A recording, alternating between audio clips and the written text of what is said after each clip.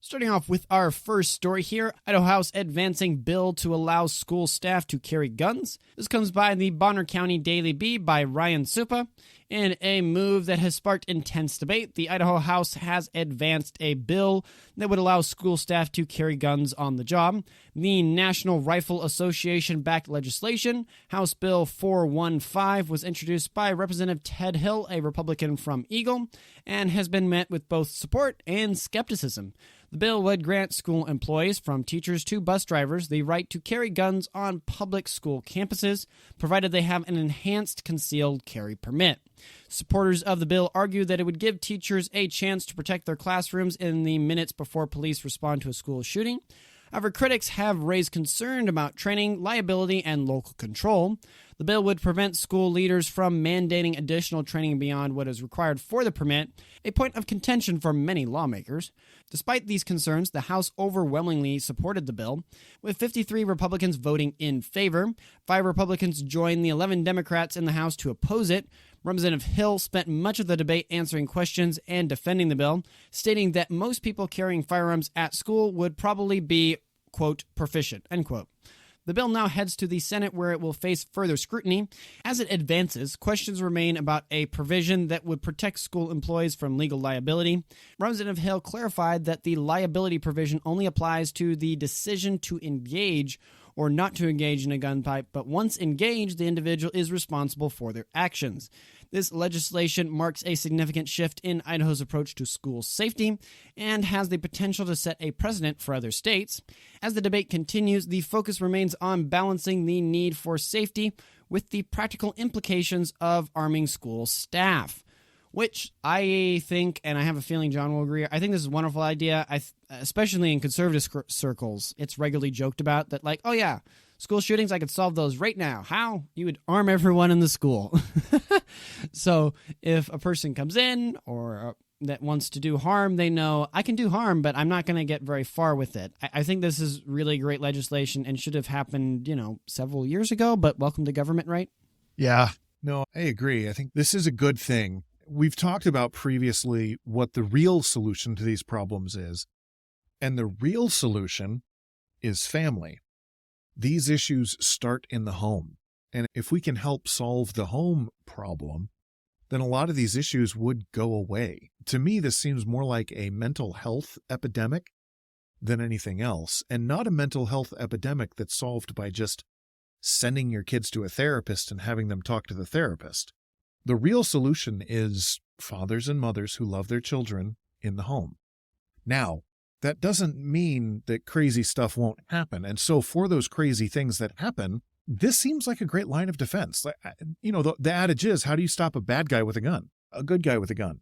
And again, another saying is, when seconds matter, police are a minute away. So you need someone with the power to stop the situation right here, right now. And if we don't trust our teachers, then why are they in our schools in the first place? Well, that gets into another issue. I will give the grounds that our public school teachers aren't the most favorite people right now in our society, especially on the conservative side. I do hopefully have faith that the ones, obviously, because here it's not that it's saying, oh yeah, if you're a school teacher, you now have to legally carry a gun. No, it's saying if you want to, you have your enhanced concealed carry permit, then you can do it. Which I would argue most of the people that are, 1, interested in it, and 2, will go through the effort of getting that concealed weapon permit, either have a lot of experience already shooting guns, because welcome to Idaho, or 2, they're getting them for the right reasons. Most of the time, if it's a person who doesn't like guns, or this idea or this bill or legislation is all that's in the school, I have a feeling they're not going to.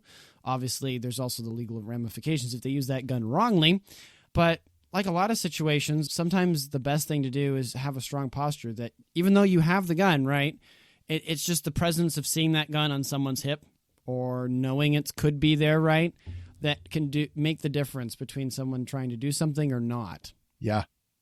Yeah, no, I agree with that. So in any case, I think this is a great bill. I'm glad to hear that it is moving forward in the House. Granted, as I am saying this with John, I am going to go quickly look up the 5 Republicans that did not follow rank. So I feel like that would probably be some relative information. For those people that those are your constituents, some people might say I'm zeroing them out, but I would more say that I'm just showing what they've done. Well, it's important for us as voting citizens to know what the people who are representing us actually think and actually believe. Because a lot of people can say one thing and then act in a completely different way. And so I'd be curious as to the reasons that people didn't vote that way. And that's where knowing who didn't vote for these policies would be good, so that you can go ask the person, hey, why didn't you vote for this? You had a reason. What's that reason? Right. So first one is Representative Lance Clow, CLOW, Republican from Twin Falls. Dory Healy, representative from Boise. Representative Jack Nelson from Jerome. Julie Yamamoto, Republican representative from Caldwell. And then lastly, Greg Lanting, representative from Twin Falls. They voted against it. Let me see if I can quickly pull up the reasons. Jack Nelson, for example, expressed concerns that the bill would not work uniformly across different districts, suggesting that what works for one district may not work for another. Kind of a bit of a lame answer on that part. Yeah, it's a great reason, but it's a reason.